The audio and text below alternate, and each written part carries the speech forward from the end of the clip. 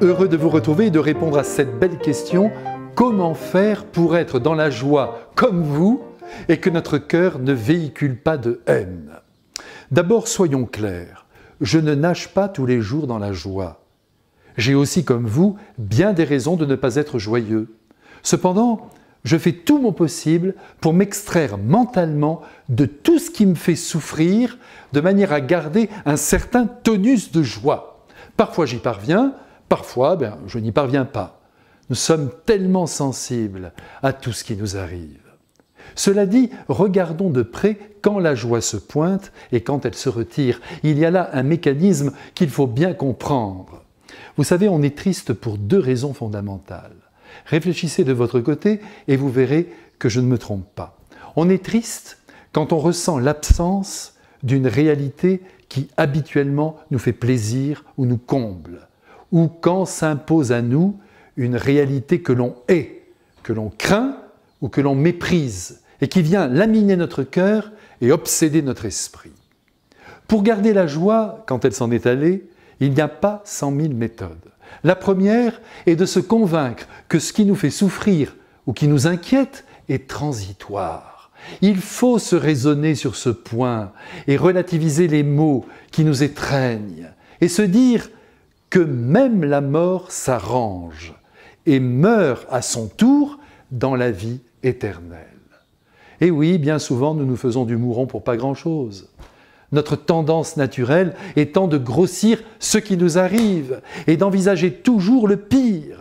Et voilà nos journées gâchées par le ressassement intérieur de ce qui nous fait souffrir.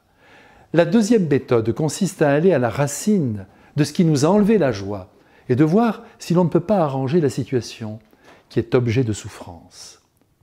Enfin, la troisième méthode consiste à prendre notre inquiétude, notre peine, et à la balancer dans le cœur de Dieu, en passant par Marie, qui comprend nos épreuves. Et là, nous lui disons « À toi de jouer, maman, libère-moi de ce mal sournois qui dévore ma joie. » Essayez, vous allez voir, ça marche. Évitez aussi cette tournure d'esprit qui voit tout en noir ou tout en gris, et habituez-vous à voir le positif en chaque situation et en tout être. Et puis pour vous soulever des difficultés qui vous oppressent, rencontrez vos amis, faites de bons repas, buvez un petit coup, regardez un beau film et prenez quelques bons fous rires. Oui, ne soyons pas trop sérieux et souvenez-vous que les petites joies conduisent aux grandes.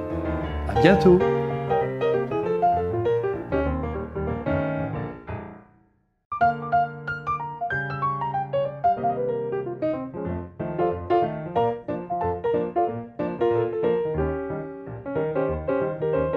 Heureux de vous retrouver et de répondre à cette belle question: comment faire pour être dans la joie comme vous et que notre cœur ne véhicule pas de haine? D'abord, soyons clairs, je ne nage pas tous les jours dans la joie. J'ai aussi, comme vous, bien des raisons de ne pas être joyeux. Cependant, je fais tout mon possible pour m'extraire mentalement de tout ce qui me fait souffrir, de manière à garder un certain tonus de joie. Parfois j'y parviens, parfois je n'y parviens pas. Nous sommes tellement sensibles à tout ce qui nous arrive. Cela dit, regardons de près quand la joie se pointe et quand elle se retire. Il y a là un mécanisme qu'il faut bien comprendre. Vous savez, on est triste pour deux raisons fondamentales. Réfléchissez de votre côté et vous verrez que je ne me trompe pas. On est triste quand on ressent l'absence d'une réalité qui habituellement nous fait plaisir ou nous comble, ou quand s'impose à nous une réalité que l'on hait, que l'on craint ou que l'on méprise, et qui vient laminer notre cœur et obséder notre esprit. Pour garder la joie quand elle s'en est allée, il n'y a pas 100 000 méthodes. La première est de se convaincre que ce qui nous fait souffrir ou qui nous inquiète est transitoire. Il faut se raisonner sur ce point et relativiser les maux qui nous étreignent et se dire que même la mort s'arrange et meurt à son tour dans la vie éternelle. Et oui, bien souvent nous nous faisons du mouron pour pas grand-chose. Notre tendance naturelle étant de grossir ce qui nous arrive et d'envisager toujours le pire. Et voilà nos journées gâchées par le ressassement intérieur de ce qui nous fait souffrir. La deuxième méthode consiste à aller à la racine de ce qui nous a enlevé la joie et de voir si l'on ne peut pas arranger la situation qui est objet de souffrance. Enfin, la troisième méthode consiste à prendre notre inquiétude, notre peine, et à la balancer dans le cœur de Dieu, en passant par Marie, qui comprend nos épreuves. Et là, nous lui disons « À toi de jouer, maman, libère-moi de ce mal sournois qui dévore ma joie. » Essayez, vous allez voir, ça marche. Évitez aussi cette tournure d'esprit qui voit tout en noir ou tout en gris. Et habituez-vous à voir le positif en chaque situation et en tout être. Et puis pour vous soulever des difficultés qui vous oppressent, rencontrez vos amis, faites de bons repas, buvez un petit coup, regardez un beau film et prenez quelques bons fous rires. Oui, ne soyons pas trop sérieux et souvenez-vous que les petites joies conduisent aux grandes. À bientôt!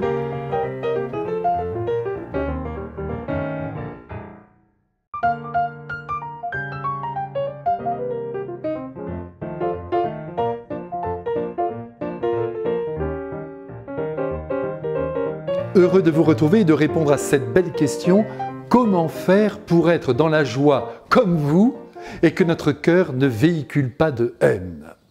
D'abord, soyons clairs, je ne nage pas tous les jours dans la joie. J'ai aussi, comme vous, bien des raisons de ne pas être joyeux.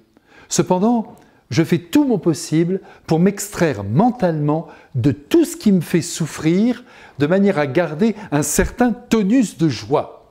Parfois j'y parviens, parfois je n'y parviens pas. Nous sommes tellement sensibles à tout ce qui nous arrive. Cela dit, regardons de près quand la joie se pointe et quand elle se retire. Il y a là un mécanisme qu'il faut bien comprendre. Vous savez, on est triste pour deux raisons fondamentales. Réfléchissez de votre côté et vous verrez que je ne me trompe pas. On est triste quand on ressent l'absence d'une réalité qui habituellement nous fait plaisir ou nous comble, ou quand s'impose à nous une réalité que l'on hait, que l'on craint ou que l'on méprise, et qui vient laminer notre cœur et obséder notre esprit. Pour garder la joie quand elle s'en est allée, il n'y a pas 100 000 méthodes. La première est de se convaincre que ce qui nous fait souffrir ou qui nous inquiète est transitoire. Il faut se raisonner sur ce point et relativiser les maux qui nous étreignent et se dire que même la mort s'arrange et meurt à son tour dans la vie éternelle. Et oui, bien souvent, nous nous faisons du mouron pour pas grand-chose. Notre tendance naturelle étant de grossir ce qui nous arrive et d'envisager toujours le pire. Et voilà nos journées gâchées par le ressassement intérieur de ce qui nous fait souffrir. La deuxième méthode consiste à aller à la racine de ce qui nous a enlevé la joie et de voir si l'on ne peut pas arranger la situation qui est objet de souffrance. Enfin, la troisième méthode consiste à prendre notre inquiétude, notre peine, et à la balancer dans le cœur de Dieu, en passant par Marie, qui comprend nos épreuves. Et là, nous lui disons « À toi de jouer, maman, libère-moi de ce mal sournois qui dévore ma joie. » Essayez, vous allez voir, ça marche. Évitez aussi cette tournure d'esprit qui voit tout en noir ou tout en gris. Et habituez-vous à voir le positif en chaque situation et en tout être. Et puis pour vous soulever des difficultés qui vous oppressent, rencontrez vos amis, faites de bons repas, buvez un petit coup, regardez un beau film et prenez quelques bons fous rires. Oui, ne soyons pas trop sérieux et souvenez-vous que les petites joies conduisent aux grandes. À bientôt!